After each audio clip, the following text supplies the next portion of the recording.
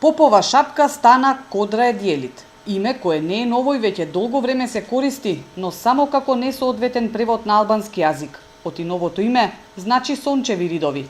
Сега Елем го ставила и во промотивно видео, и тоа не само на пропагандниот материјал на албански јазик, туку и на тој што е на англиски.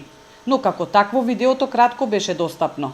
Оти бурните реакции во јавноста ги притиснаа во Елем, па денеска се поправија, но делумно ставија ново видео, но со двете имиња, што исто наидува на негодување кај јавноста. Попова шапка сменето име, ништо чудно, на државата и го сменија името, а не на Попова шапка.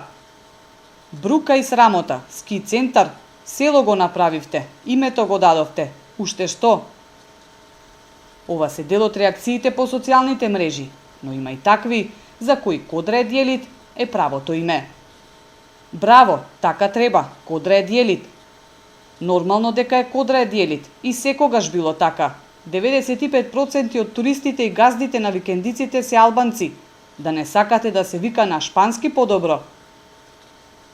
Попова шапка името го користи веќе 6 децении. Кодра Едјелит пак се користи 20 на години и не само во говорот, особено кај албанците.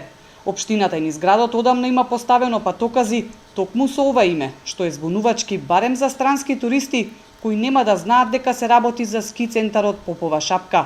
Одговор треба да дадат надлежните, зошто не реагираат ако се знае дека топонимите не се преведуваат.